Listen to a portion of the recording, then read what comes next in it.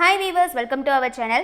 6ஆம் வகுப்பிலிருந்து 12ஆம் வகுப்பு வரைக்கும் உள்ள சயின்ஸ் மற்றும் சோஷியல் சயின்ஸ்ல இருந்து குரூப் 4 தேர்விற்கு எதிர்பார்க்கப்படும் 4000 கேள்விகள் அதிலிருந்து 80 டேஸ் பிளான்ல தினம் 50 கேள்விகளா நம்ம பார்த்துக்கிட்டு இருக்கோம். ஓகேவா? இன்னைக்கு டே 20க்கான 50 கேள்விகள் தான் பார்க்க போறோம்.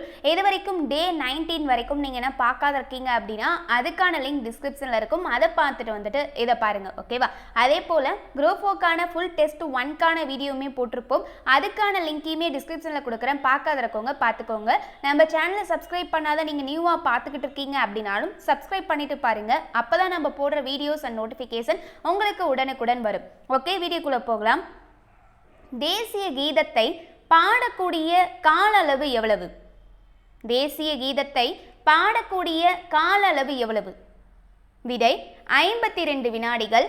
கேள்வி 2, இந்தியாவில் எந்த மாநிலத்தில் பிற மாநிலத்தவர்கள் இடம் வாங்கி குடியேற இயலாது? வெரி வெரி இம்பார்ட்டன்ட் கொஸ்டின் இது. இந்தியாவில் எந்த மாநிலத்தில் பிற மாநிலத்தவர்கள் இடம் வாங்கி குடியேற இயலாது? விடை ஜம்மு காஷ்மீர். கேள்வி 3, வீடுகளில் தேசிய கொடி ஏற்றிக் கொள்வது இந்திய குடிமகனின் அடிப்படை உரிமைகளில் ஒன்று என கூறும் விதி எது? வீடுகளில் தேசிய கொடி ஏற்றிக் கொள்வது இந்திய குடிமகனின் அடிப்படை உரிமைகளில் ஒன்று என கூறும் விதி எது? விடை விதி 19. கேள்வி 4, அரசியலமைப்பின் மகா சாசனம் என்று அழைக்கப்படும் பகுதி எது? அரசியலமைப்பின் மகா சாசனம் என்று அழைக்கப்படும் பகுதி எது? விடை பகுதி 3. கேள்வி 5, இந்தியாவில் பெயரளவு தலைவர் யார்? இந்தியாவில் பெயரளவு தலைவர் யார்?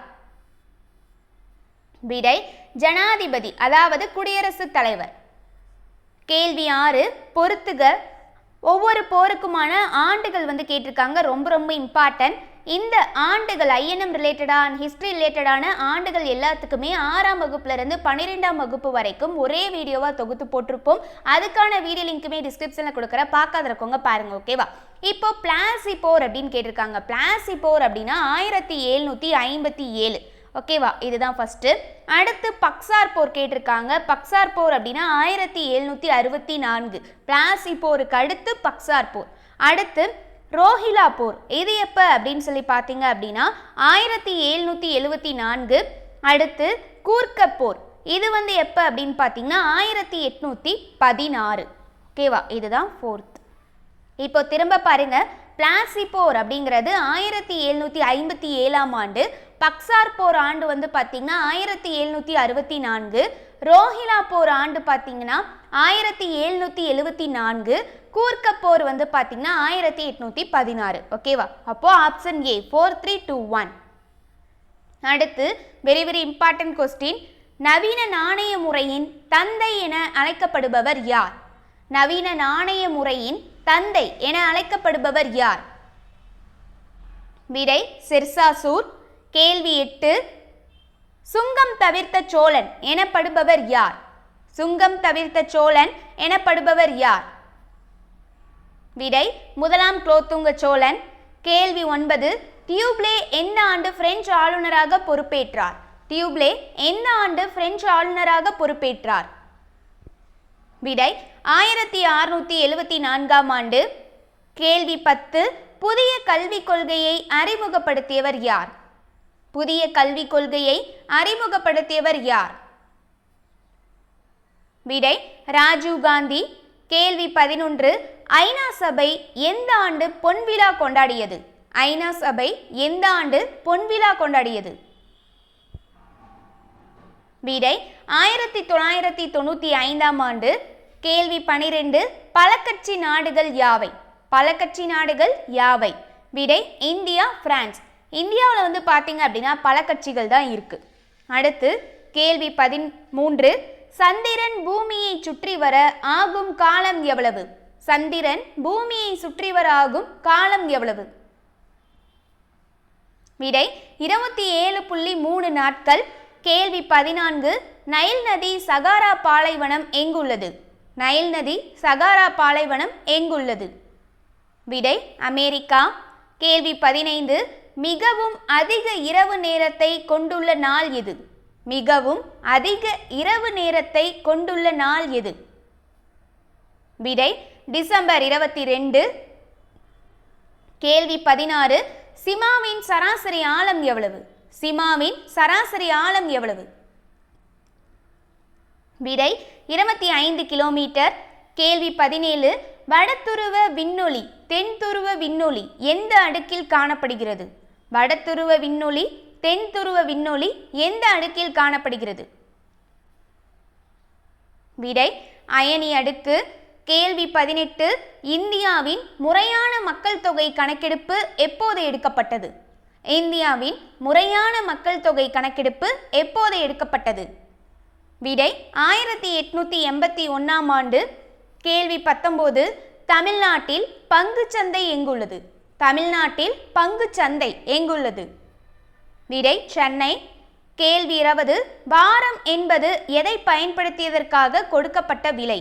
வாரம் என்பது எதை பயன்படுத்தியதற்காக கொடுக்கப்பட்ட விலை? விடை நிலம். கேள்வி 21. பொதுமக்களிடம் உள்ள புழக்கப்பணம் என்பது? பொதுமக்களிடம் உள்ள புழக்கப்பணம் என்பது? விடை M1 அப்படின்னு சொல்லி எக்கனாமிக்ஸில் சொல்லியிருப்பாங்க. கேள்வி 22. மகளிர் வங்கி தொடங்கப்பட்ட ஆண்டு என்ன? மகளிர் வங்கி தொடங்கப்பட்ட ஆண்டு என்ன? விடை 2013. கேள்வி 23. புனித பசுக்களின் பூமி என்று அழைக்கப்படும் மாவட்டம் எது? புனித பசுக்களின் பூமி என்று அழைக்கப்படும் மாவட்டம் எது? விடை கரூர். கேள்வி 24. உலக தமிழ் 5வது மாநாடு நடைபெற்ற இடம் எது? உலக தமிழ் 5வது மாநாடு நடைபெற்ற இடம் எது? விடை மதுரை. கேள்வி 25. தமிழ்நாட்டின் முதலமைச்சர் யார்? தமிழ்நாட்டின் முதலமைச்சர் யார்? விடை திரு சுப்பராயலு ரெட்டியார். கேள்வி 26. தமிழகத்தில் நீண்ட காலம் ஆளுநராக பதவி வகித்தவர் யார்? தமிழகத்தில் நீண்ட காலம் ஆளுநராக பதவி வகித்தவர் யார்? விடை சுர்ஜித் சிங் பர்னாலா. கேள்வி 27. மேயர் ராதாகிருஷ்ணன் விளையாட்டு அரங்கம் உள்ள இடம் எது? மேயர் ராதாகிருஷ்ணன் விளையாட்டு அரங்கம் உள்ள இடம் எது? விடை சென்னை. கேள்வி 28. ஐரோப்பாவின் நோயாளி எது? ஐரோப்பாவின் நோயாளி எது? விடை துருக்கி. கேள்வி 29. பீகாரின் துயரம் எது? பீகாரின் துயரம் எது? விடை கோசி. கேள்வி 30. புகையிலையில் முதலிடம் வகிக்கும் மாநிலம் எது? புகையிலையில் முதலிடம் வகிக்கும் மாநிலம் எது? விடை ஆந்திர பிரதேசம். கேள்வி 31. இண்டிபெண்டன்ட் என்ற நூலை எழுதியவர் யார்? இண்டிபெண்டன்ட் என்ற நூலை எழுதியவர் யார்? விடை மோதிலால் நேரு. கேள்வி 32. பிளேக் அல்லது பியூபானிக் பிளேக் நோயை ஏற்படுத்தும் பாக்டீரியா எது? பிளேக் அல்லது பியூபானிக் பிளேக் நோயை ஏற்படுத்தும் பாக்டீரியா எது? விடை எர்சினியா பெர்சிடிஸ். கேள்வி 33. பொறுத்துக கேட்டிருக்காங்க பாருங்க. மாநிலம் அதோட தலைநகர். ஓகேவா? இப்போ தெலுங்கானா, உத்தரப்பிரதேசம், ஒடிசா கேட்டிருக்காங்க. அடுத்து கர்நாடகம். இதுக்கு நம்ம இப்போ மேட்ச் பண்ணணும் இல்லையா? இப்போ வந்து பார்த்தீங்க அப்படின்னா ஃபர்ஸ்ட் தெலுங்கானா. தெலுங்கானா அப்படின்னா அமராவதி. அடுத்து உத்தரப்பிரதேசம். தெலுங்கானா அமராவதி. அடுத்து உத்தரப்பிரதேசம் வந்து பார்த்தீங்கன்னா லக்னா. அடுத்து ஒடிசா கேட்டிருக்காங்க. ஒடிசாவோட தலைநகர் புவனேஸ்வர். அடுத்து என்ன கேட்டிருக்காங்க? கர்நாடகம் கேட்டிருக்காங்க. கர்நாடகத்தோட தலைநகர் பெங்களூரு. ஓகேவா? இப்போ திரும்ப பாருங்க. தெலுங்கானா அதோட தலைநகர் அமராவதி. அடுத்து என்ன கேட்டிருக்காங்க? உத்தரப்பிரதேசம். உத்தரப்பிரதேசத்தோட தலைநகரம் லக்னோ. அடுத்து ஒடிசா இதோட தலைநகர் வந்து பார்த்தீங்க அப்படின்னா புவனேஸ்வர். அடுத்து கர்நாடகம் தலைநகர் பெங்களூரு. அப்போ இதுக்கான ஆப்ஷன் 4, 3, 2, 1. அடுத்து கேள்வி 34. இந்தியாவின் முதல் தேசிய பூங்கா எது? இந்தியாவின் முதல் தேசிய பூங்கா எது? விடை ஜிம் கார்பெட். கேள்வி 35. இந்தியாவில் மிக அதிக சட்டப்பேரவை, லோக்சபை, ராஜ்யசபை இடங்கள் கொண்ட மாநிலம் எது?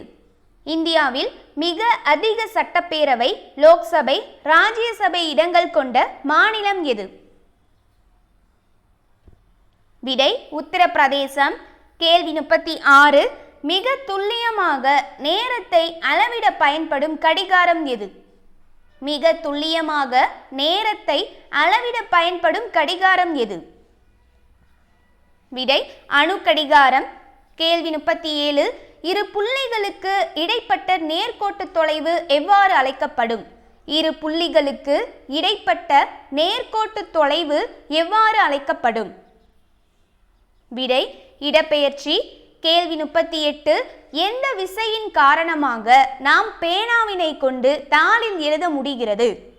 எந்த விசையின் காரணமாக நாம் பேனாவினை கொண்டு தாளில் எழுத முடிகிறது? விடை உராய்வு விசை.